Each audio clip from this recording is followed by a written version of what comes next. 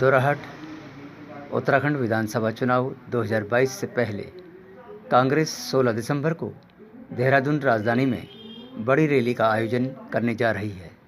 इस रैली को कांग्रेस के नेता राहुल गांधी संबोधित करेंगे।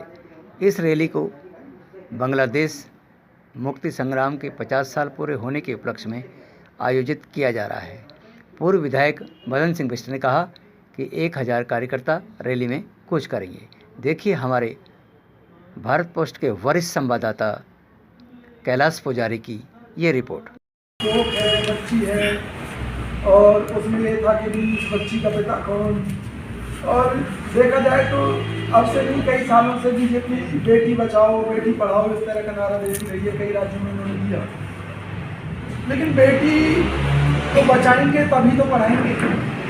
इनके राज में स्थिति है, क्राइम जिस तरीके से बढ़ रहा है, बेटियां सुरक्षित नहीं है, सबसे बड़ी बात। और मैं तो हैरान हूँ कि ये बेटी की बेचारी कैसे जिंदा रह गई, कि जिसका आरोप यहाँ के किसी भाजपा के विधायक पर हो और जो महिला न्याय मांग रही हो अपनी बेटी के लिए कि भी मेरी बेटी का पिता ये विधायक है, न्याय दिया जाए, क्योंकि बच्चे का भी एक अधिकार होता है।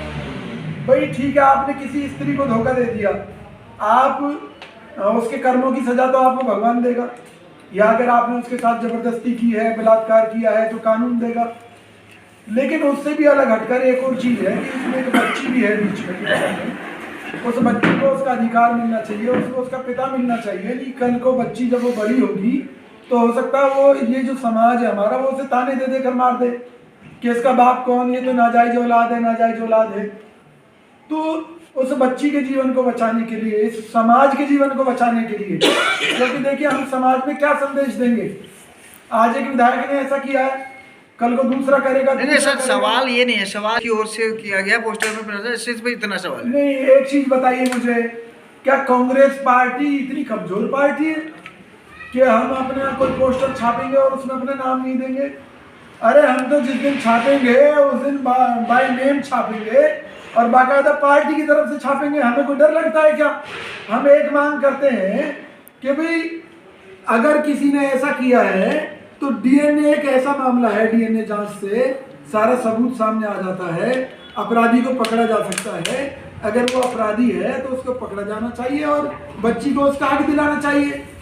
कांग्रेस पार्टी इससे कहाँ इनकार करती है? जब हम इनकार ही नहीं करते तो हमें डर किस बात का है?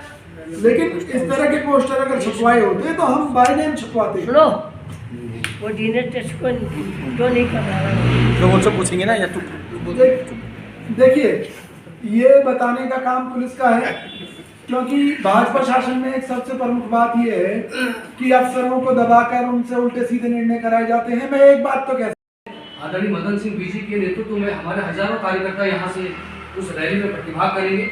और रैली जो हमारी रैली है उत्तराखंड विजय सम्मान रैली के नाम से वहाँ पर रखी गई है। तो मैं सीधे निवेदन करना चाहता हूँ, हमारे आदरणीय विजय कौशिक जी जो है AICC के कोऑर्डिनेटर हैं और हमारे ऑब्जर्वर हैं, हमारे बीच में बैठे हैं, वो रैली के बारे में आपको संबोधित करेंगे। समस्याओं को लेकर संघर्ष करते रहते हैं, लड़ाई लड़ते रहते हैं, बहुत बड़ी बात है, क्योंकि विपरीत परिस्थितियों में जनता को जोड़े रखना कोई मजाक नहीं है। आज भाजपा जिस तरह की कारस्तानियां करती है अपने विरोधियों को दबाने के लिए, कभी CBI जांच, कभी की जांच, तमाम तरह की चीजें।